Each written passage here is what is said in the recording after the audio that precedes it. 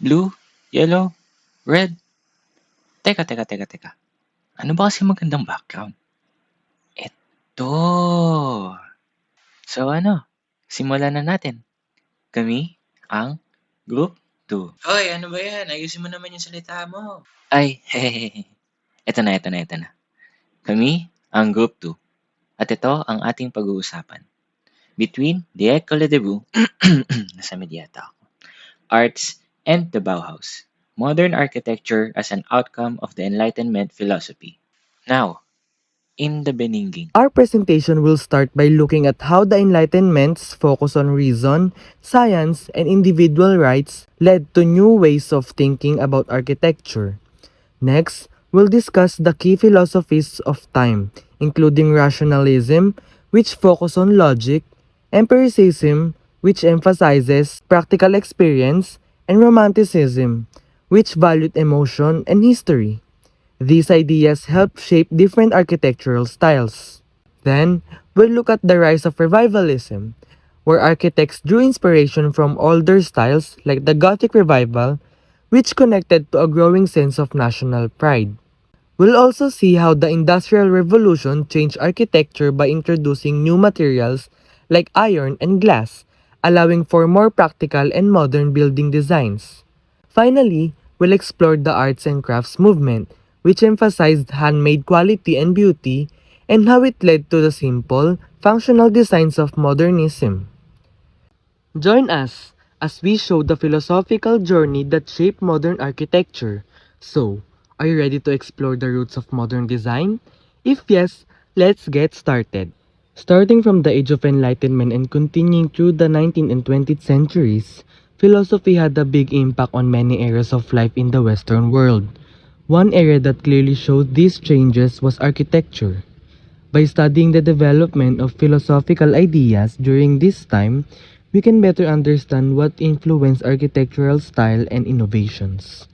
Architecture in the West evolved alongside new ways of thinking, with philosophical movements shaping both the look of buildings and the ideas behind them.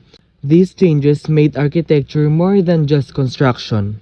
It became a reflection of society, culture, and human progress. In contrast, architecture in the Arab world today often lacks this deeper connection to philosophy. This partly because fields like philosophy and criticism aren't given much importance in architectural education.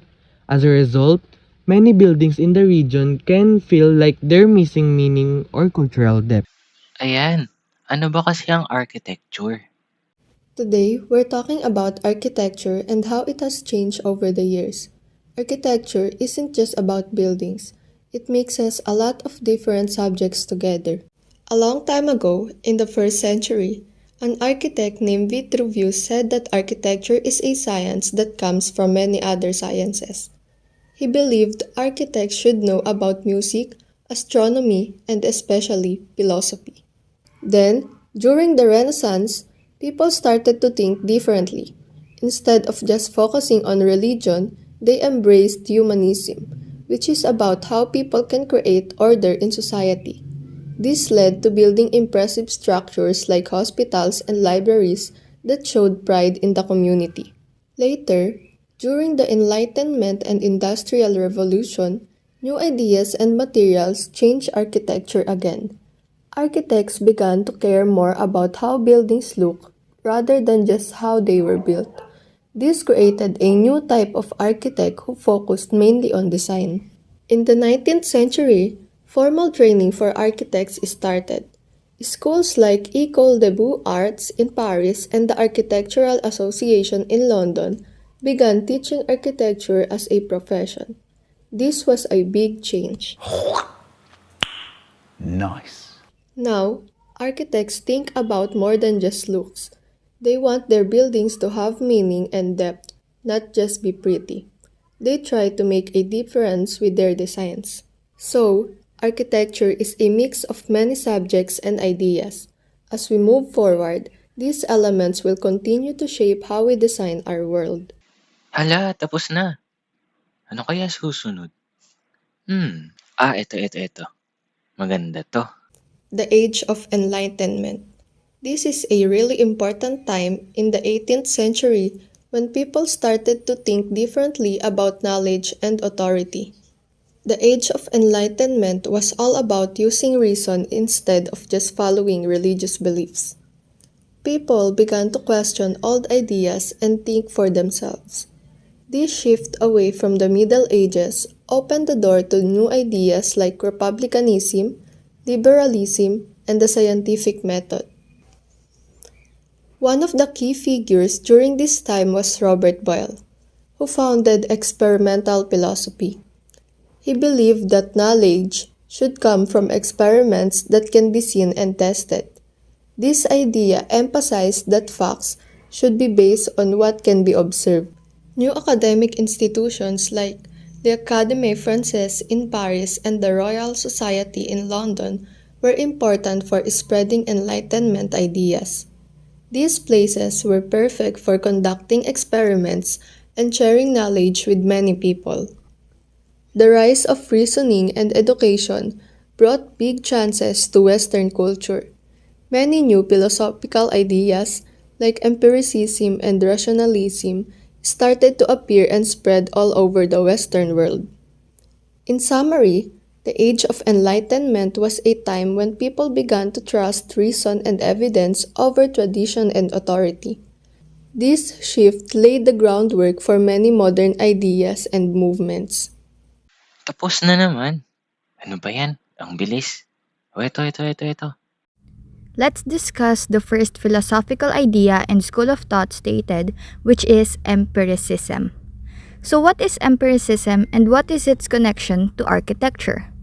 The term empiricism comes from the ancient Greek word empiria, which means experience.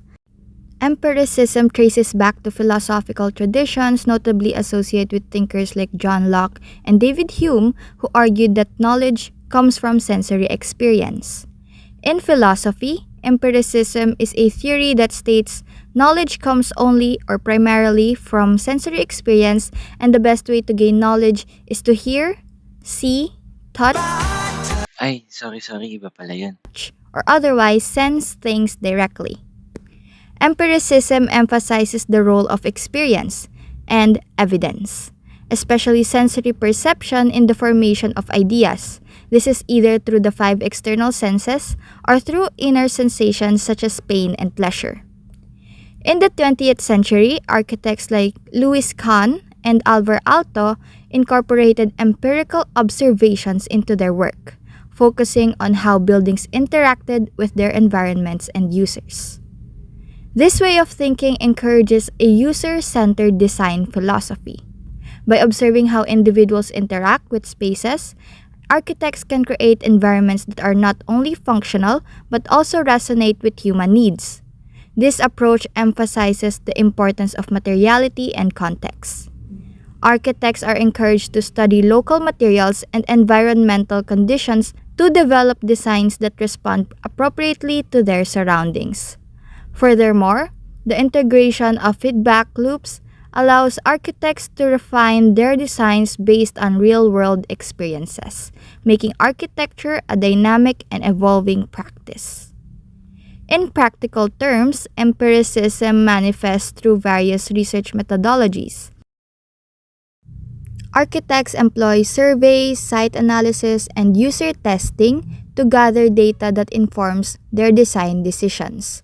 Case studies of existing buildings offer valuable insights into what works and what does not, enabling architects to learn from past successes and failures. The rise of technology has further enhanced empirical practices, with tools like simulations and digital modeling, which allows architects to test design concepts before construction. This enables assessments of crucial factors such as light, sound, and thermal comfort, ultimately leading to more informed and effective designs. The difference between rationalism and empiricism is that rationalism relies on reason and logic, while empiricism draws knowledge from experience and experimentation.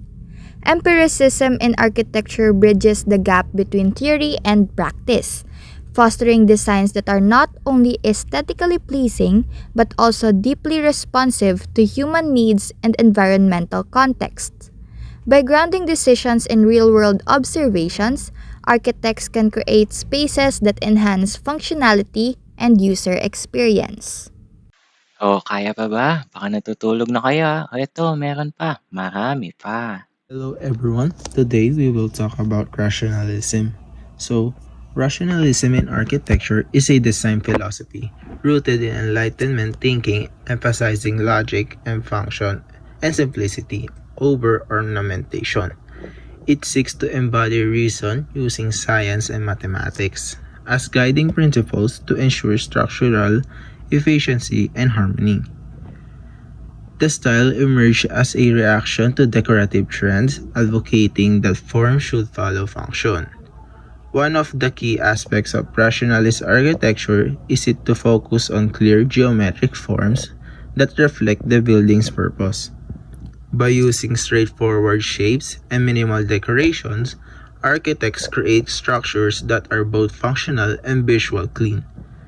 The philosophy holds that each element of the building should serve a necessary purpose, rather than exist for purely aesthetic reasons.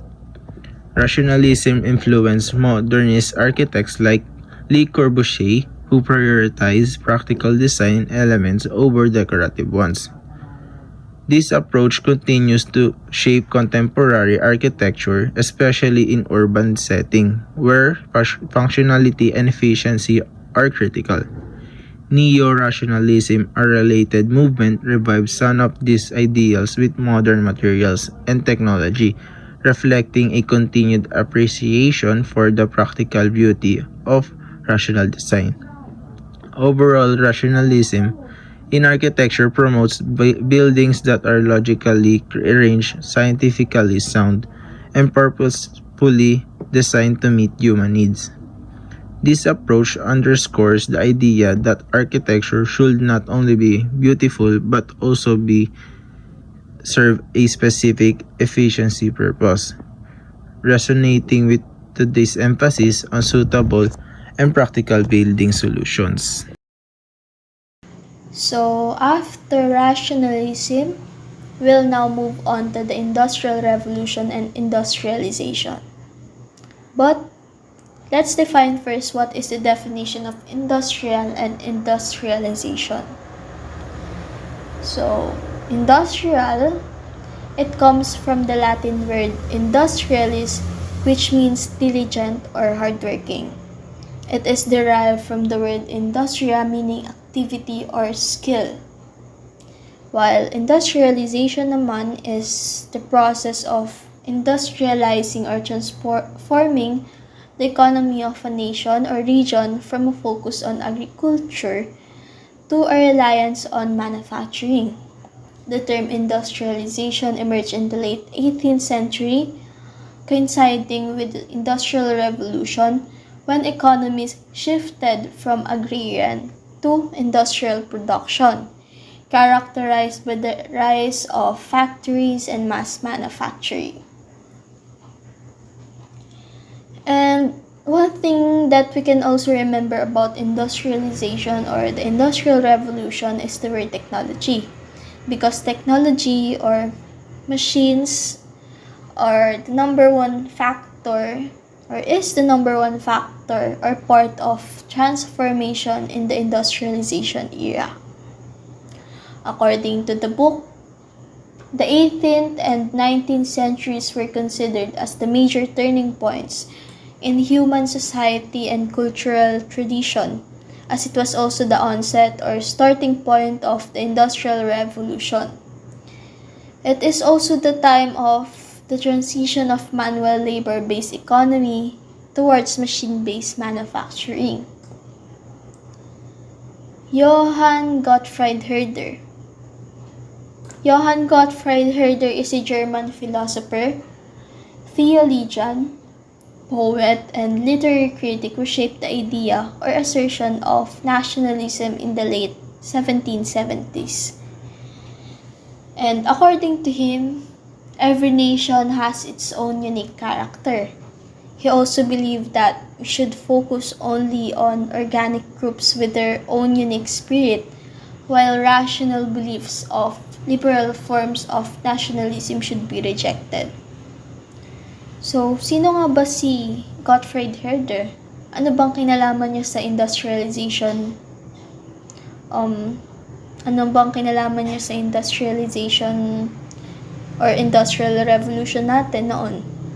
So, because of him, the word nationalism became a focal point of this era, as his idea about nationalism suddenly became the central theme of romantic art and political philosophy. So, konting papyaw lang. Ibibigay ko lang kahit kaunti yung definition ng romantic art and political philosophy kasi related sila sa idea ni Gottfried Herder na nationalism. So, when we say romantic art, it characterizes a variety of works related to literature, painting, music, criticism, historiography, and most especially architecture. It also emphasizes artistic expression, emotion, individualism, imagination, and nature, while political philosophy naman, it only promotes the importance of national identity. And Volksgeist.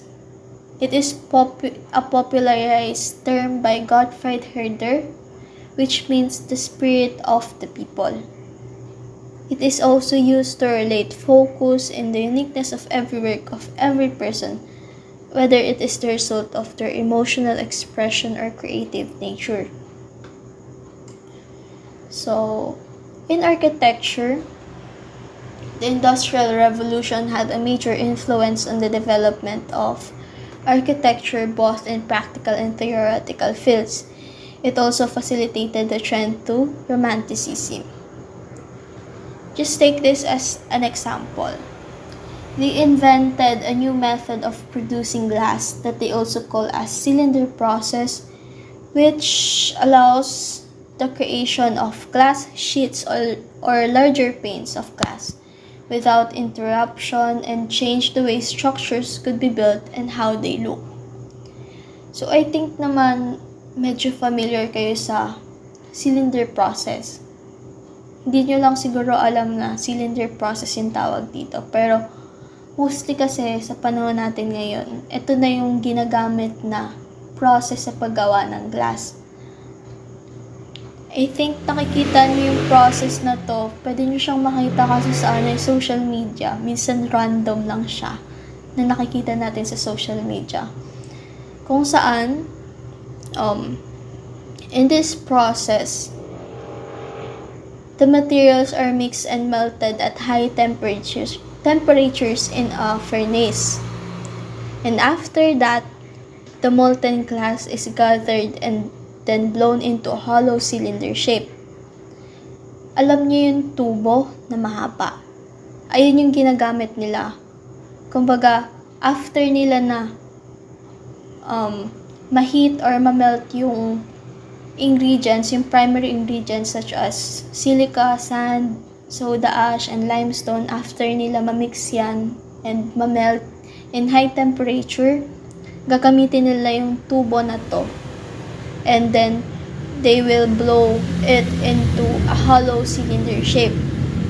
Yung technique na yun ay yung tinatawag nating glass blowing technique, where a glass blower inflates the molten glass to create a large hollow tube.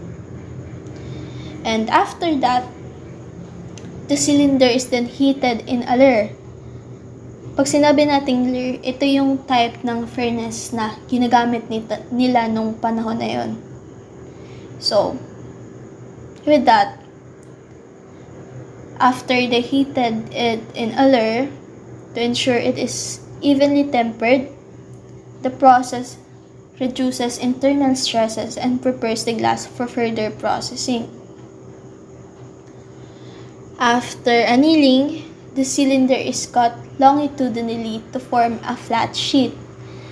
The edges are smoothed and the glass is further processed to achieve the desired thickness and quality. Finally, the flat glass may undergo various treatments such as polishing, coating, or laminating, depending on its intended use. This method allows for the efficient production of third sheets of glass suitable for windows, mirrors, and other applications. So, ayan, sa panahon natin ngayon, alam ko ito na yung mostly na ginagamit sa paggawa ng mga windows natin. I think, siguro pag tumingin kayo sa paligid natin, sa mga buildings, yung malalaking buildings, I think ito yung process na ginagamit nila sa paggawa ng mga naglalakihang glass windows nila eh. Yung kahit maninipis pa. I think, and yun, cylinder process yung tawag natin doon. So, example naman ng cylinder process or like yung architectural structures noong industrialization era, industrial revolution is the Iron Bridge across the River Severn in England. It was erected in 1781 as the first arch bridge in the world to be made out of cast iron. So, yung Iron Bridge na to, ito daw yung kauna-unahang arch bridge in the world na gawa sa cast iron. Lahat ng, kumbaga yung primary source ng materials dito is cast iron lang. And the Great Exhibition of London in 1851 that was held in the Crystal Palace in Hyde Park.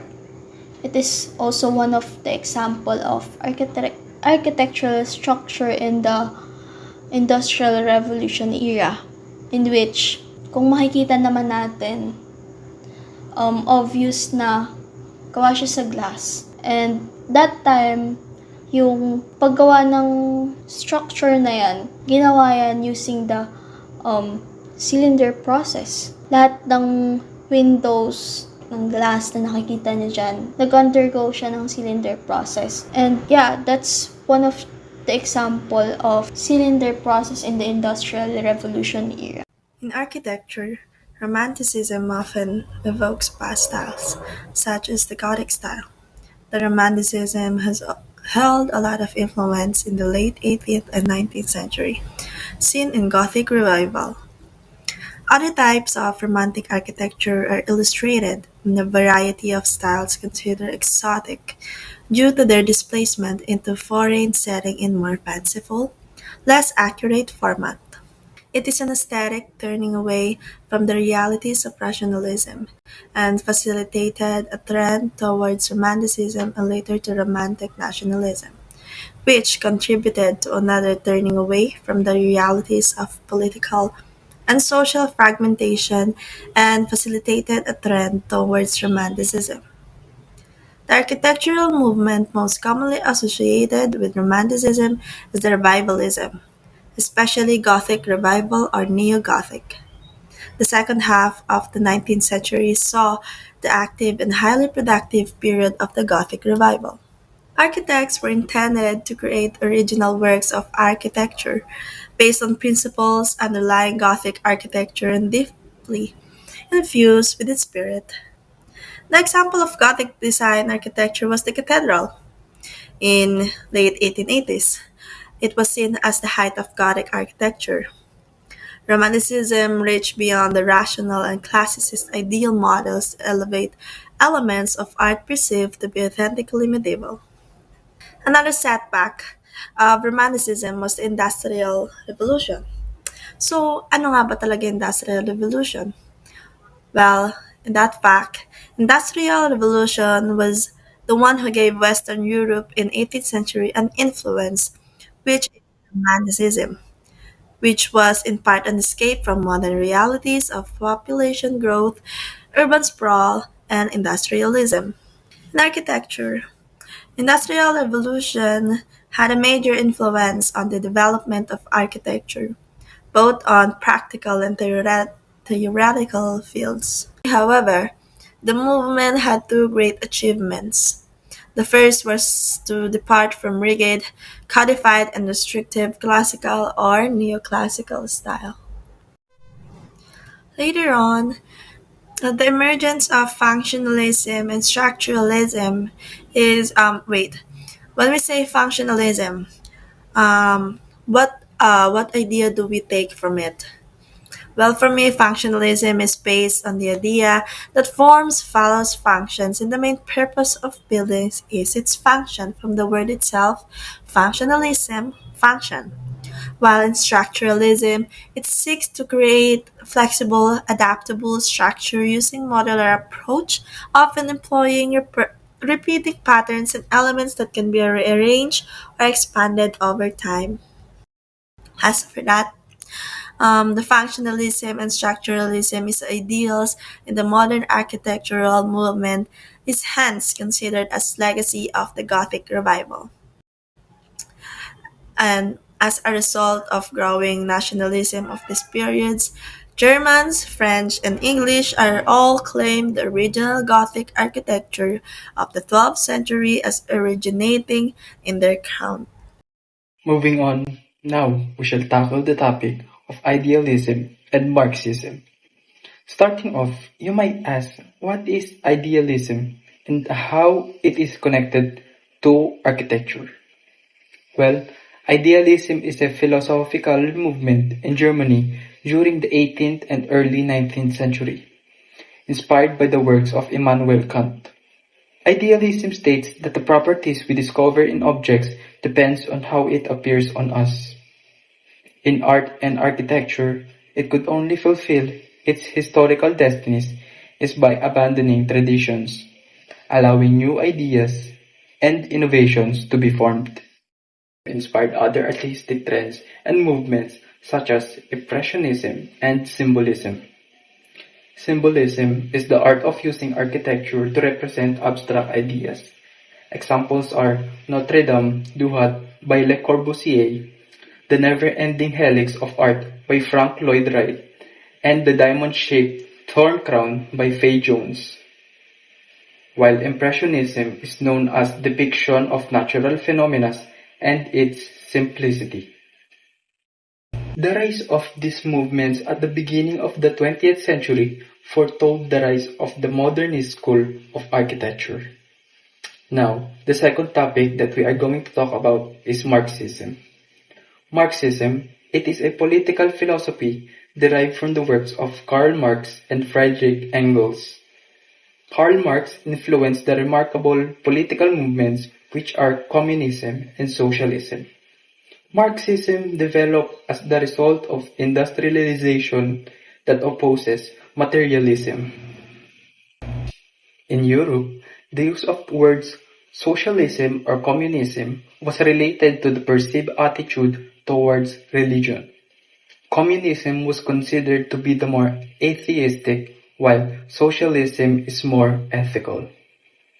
It is stated that Marxism and communism opposes socialism. Marx described socialists to be utopian. These views impacted architecture as the growing numbers of artists and architects, embracing the leftist view, introduced new architectural trends. These trends developed innovative architectural approaches that addresses the working class rather than the wealthy clients and luxury architecture.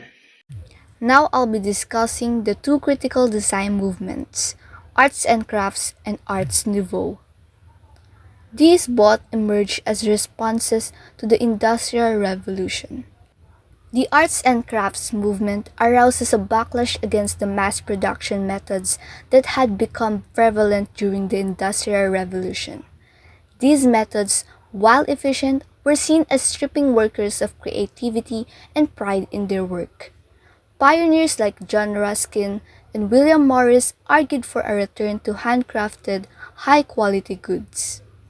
The movement emphasized craftsmanship, simplicity, and the inherent beauty of materials, positioning itself as a moral and aesthetic counterpoint to industrial mass production. Now let's delve into the foundational principles that guided the arts and craft movement.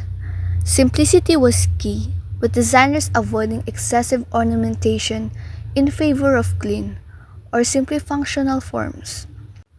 Craftsmen were encouraged to use local, natural materials to emphasize authenticity and sustainability. This movement rejected factory-made goods in favor of items made by skilled artisans, advocating that true beauty comes from quality craftsmanship and the inherent qualities of materials used. William Morris was a central figure in the arts and crafts movement and played a critical role in shaping its principles and ideals. He started Morris & Co., a company that focused on making handcrafted items like textiles, wallpapers, and furniture. His designs were inspired by nature, with detailed patterns of flowers and leaves. Morris believed that industrial mass production had taken away the value of human creativity, and he wanted to bring back the importance of handmade, high-quality craftsmanship. While John Ruskin's, a major influence on Morris, provided the ideas behind the arts and crafts movement. Ruskin was against the way industrialization turned workers into machines by separating them from the creative process. He believed that only through skilled hands could real beauty and moral value be created. His writings like The Stones of Venice inspired Morris to see design not just as decoration, but with something with deep ethical meaning. The architectural of arts and craft movement focused on creating buildings that blend with their natural surroundings, using local materials like wood and stone to make the buildings feel connected to the landscape. Architects like Philip Webb designed houses that were simple, practical, and handmade. A great example is the Red House, which avoided the fancy details, Victorian architecture, and focused on craftsmanship and nature. This style later influenced architects like Frank Lloyd Wright, who also believed in designing buildings that worked in harmony with their environment. Move on to Art Nouveau arouses a reaction against both the formal academic traditions that dominated European art and architecture and the revivalist styles like Gothic and Renaissance that were popular at that time. Designers and artists sought to break free from these constraints by embracing modernity and fluid. Unlike arts and crafts, which emphasize traditional craftsmanship, Art Nouveau embraced new materials and technologies like iron, glass, and steel, seeking to blur the boundaries between fine art, architecture, and everyday objects. The goal was to make art a part of daily life, integrating it into architecture, furniture, and even graphic design. This highlights the distinct visual and material characteristic of Art Nouveau. The movement drew heavily on organic forms, using curves and flowing lines to mimic the natural world. Designers embraced modern materials, particularly glass and iron, allowing them to create intricate, fluid structures that were both artistic and functional. Art Nouveau broke with the rigid symmetry of classical architecture, favoring more dynamic and unpredictable forms which gave buildings a sense of movement and vitality. This style can be seen in everything from the facades of buildings to the design of furniture, jewelry, and graphic arts. Antoni Gaudi's architectural works in Barcelona are some of the best-known examples of Art Nouveau, with their flowing, natural shapes. His Sagrada Familia and Casa Batlló seem to grow organically from the ground. Moreover, Hector Guimard is famous for his design of the Paris metro stations, which combine practicality with artistic beauty. While Henry van de Velde applied Art Nouveau principles not only to buildings but also to furniture and graphic design, helping spread the style across many areas of daily life. Art Nouveau architecture often looked like it was alive, with designs inspired by plants, animals, and other natural forms. A great example is Gaudí's Casa Batlló in Barcelona, which has a wavy facade and balconies that resembles bones. The use of modern materials like iron and glass help architects break away from old construction methods and create more fluid, expressive designs. Even though modern materials were used, the craftsmanship and attention to detail were still highly valued, making each building a unique work of art. Arts and crafts focus on going back to handcrafting and traditional methods, rejecting the impact of factories and machines. Art Nouveau, on the other hand, embraced modern materials and technology, using them to create beautiful, nature-inspired forms. Despite their differences, both movements shared the goal of bringing art and design into daily life, making sure beauty wasn't lost in the industrial age. Both the arts and crafts and Arts Nouveau movements had a lasting impact on modern design. Arts and crafts influenced movements like Bauhaus, which tried to mix art with industrial design, while Art Nouveau paved the way of modernism and Art Deco with its exploration of new materials and forms. Together, these movements helped shape the design and architecture of the 20th century and continue to inspire designers today. So now, let's talk about the Deutscher Werkbund and Bauhaus. First, the Deutscher Werkbund. Founded in 1907, played a pivotal role in the development of modern design and architecture in Germany. Its mission was to unite art and industry, fostering collaboration between designers, artists, and manufacturers to elevate the quality of industrial products. The Werkbund emphasized the importance of functional design, aesthetics, and craftsmanship, laying the groundwork for movements such as Bauhaus. It sought to address the challenges of mass production while ensuring that design remained integral to the user experience. This organization significantly influenced not only German design but also global modernist trends throughout the 20th century. The Deutscher Werkbund was established during a time of significant industrialization and urbanization in Germany. One of the important persons shaping the Deutscher Werkbund vision is architect Peter Behrens. He integrated architecture with industrial design, pioneering a holistic approach that recognized the importance of aesthetics in functional objects. His works with AEG, Allgemeine Elektrizitätsgesellschaft, is particularly notable. Also, one of the influential voices in Werkbund is architect and urban planner Bruno Taut. He advocated for social housing and innovative urban design, focusing on community-oriented architecture. Taut believed that well-designed environments could improve social conditions and foster a sense of community. His projects, such as the famous Siedlung housing estates, emphasized the importance of light, color, and green spaces, aiming to create livable and inspiring urban environments. Taut's vision of architecture as a means of social reform left a lasting impact on modern urban planning and design.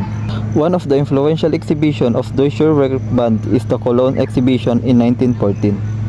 The Cologne exhibition was a pivotal event for the Deutscher Werkbund, showcasing its vision for modern design and the integration of art and industry.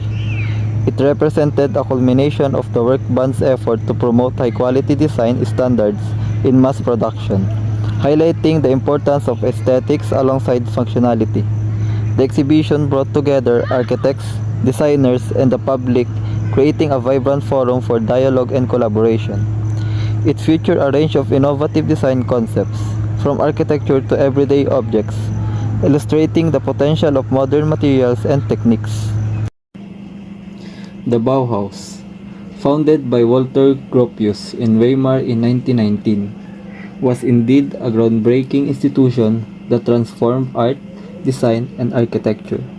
Its core philosophy centered on the integration of art and craftsmanship, emphasizing functionality alongside aesthetic appeal. The school emerged in a period of social and political upheaval following World War I, embodying a vision for a new, more harmonious society through innovative design. The Bauhaus curriculum encouraged collaboration across various disciplines, fostering an environment where artists, architects, and designers could experiment and redefine the boundaries of their fields. Its influence can still be seen today in modernist design principles and continues to inspire countless movements in art and architecture. It advocates for simplicity and minimalism, utilizing modern materials like steel and glass to create clean, geometric forms. This holistic approach not only redefined the boundaries of design but also laid the foundation for modernist aesthetics and practices in the 20th century and beyond. The Word Course, Preliminary Course, at the Bauhaus was essential for laying the groundwork for students, introducing them to fundamental concepts in design, materials, and color theory. This course aimed to foster a strong foundational understanding of artistic principles before students specialize in their chosen disciplines. In addition, the Bauhaus emphasized hands-on workshops across various fields such as ceramics, textiles, and metalwork. These workshops encourage experimentation and interdisciplinary collaboration, allowing students to explore different materials and techniques while working alongside peers from diverse backgrounds. Paul Klee, a painter and educator at the Bauhaus. Klee's work and teachings influenced modern art, focusing on color theory and abstraction. Laszlo Moholy-Nagy, a painter and photographer. He introduced the use of new materials and technologies, emphasizing experimental design and light in his works. Marcel Breuer, an architect and furniture designer known for his innovative use of materials, particularly tubular steel. He designed the famous Vasily chair. The Bauhaus movement laid the groundwork for various modernist design philosophies, impacting architecture, graphic design, industrial design, and art education worldwide. Its legacy continues to resonate in contemporary design practices. Ayan, tapos na tayo. Mabilis ang outro naman. 1, 2, 3. Hindi yan. Ito kasi. Muli, kami ang Group 2. At maraming salamat sa inyong pakikinig at panonood sa aming presentasyon. Naway kami ay nagbigay ng karagdagang kaalaman sa inyong buhay. Vicky, thank you for the ice cream. So good. Wow, delicious strawberry. Ice cream yummy. Ice cream good. Ice cream yummy. Ice cream good. Ice cream yummy. Ice cream good. Super yucky. Super ew. Wow.